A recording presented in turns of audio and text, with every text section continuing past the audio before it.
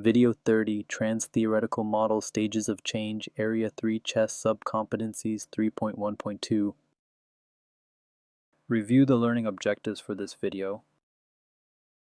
Alright, let us dive into a model that I think you will find incredibly intuitive once you see how it works.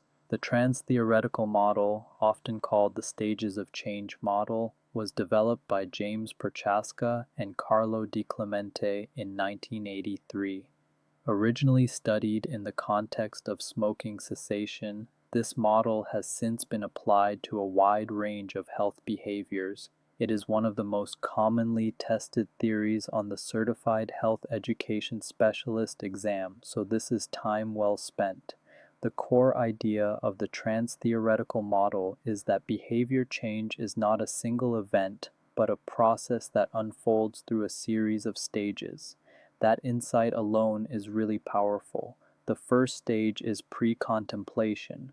In this stage, the person has no intention of changing their behavior within the next 6 months. They may not recognize that there is a problem, or they may have tried to change before and given up.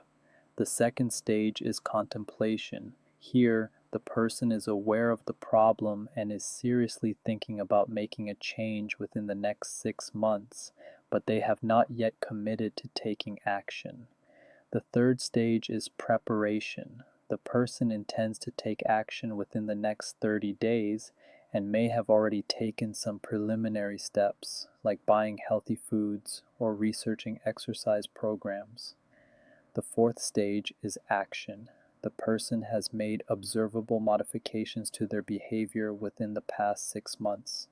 This is the stage most people think of when they think about behavior change. The fifth stage is maintenance. The person has sustained the new behavior for 6 months or longer and is working to prevent relapse.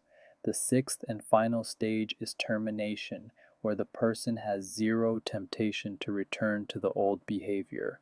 Not all models include termination, and for many health behaviors, maintenance is considered the practical end goal. You are building a really solid understanding of these stages. Now here is where this model gets really exciting for you as a health educator. One of the most powerful applications of the Transtheoretical Model is stage-matched interventions. This means that the strategies you use should be tailored to the specific stage the individual or group is currently in. And here is why this matters to you personally. Giving action-oriented advice to someone in pre-contemplation is not only ineffective but can actually push them further from change. So matching your approach to the stage is essential. For pre-contemplation, your primary strategy is consciousness raising. You want to increase awareness of the problem and its consequences without being preachy or judgmental. Provide information and let the person process it at their own pace. For contemplation, help the person explore the pros and cons of changing. This is called decisional balance. Use techniques like motivational interviewing to help them articulate their own reasons for change. Emotional arousal, such as personal stories or dramatic relief, can also be effective at this stage. For preparation, help the person set specific, achievable goals and identify the support systems they will need. This might include connecting them with resources, helping them develop a concrete plan, or practicing the new behavior in a safe environment. For action, focus on skill training, positive reinforcement, and helping the person find healthy substitutes for the old behavior. Counter conditioning, which means replacing unhealthy responses with healthy ones, is particularly useful here. For maintenance, the focus shifts to relapse prevention strategies and strengthening social support networks. Help the person identify high-risk situations and develop coping strategies. For termination, the person has essentially graduated and no intervention is typically needed. You now have a strategy matched to every single stage, and that is a powerful skill to carry into your career. Two additional concepts are essential for understanding the Transtheoretical Model, and I want to make sure you feel really solid on both of them. The first is decisional balance, which refers to the process of weighing the perceived pros of changing a behavior against the perceived cons. In the early stages, the cons outweigh the pros. A person in pre-contemplation sees more reasons not to change than to change. As a person moves through the stages, the balance shifts. By the time they reach the action stage, the pros clearly outweigh the cons.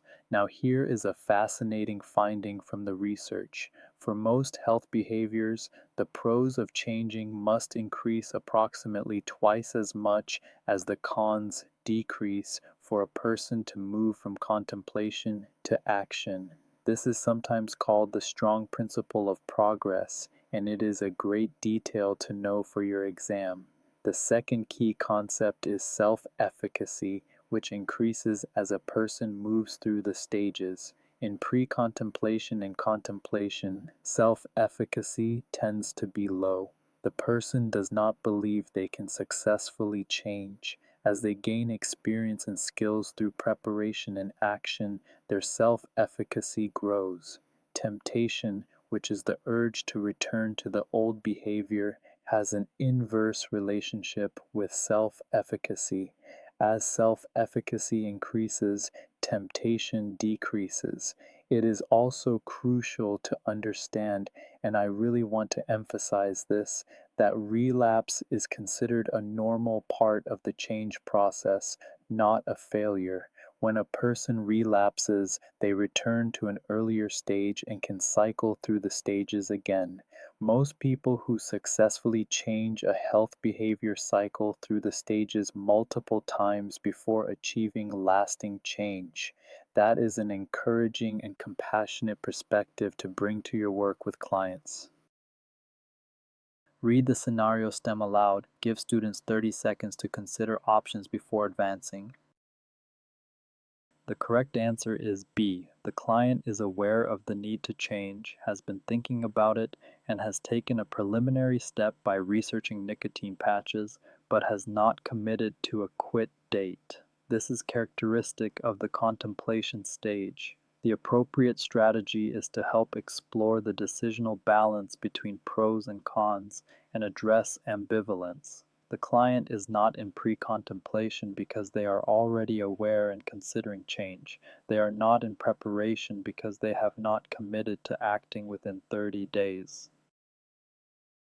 Summarize the key takeaways.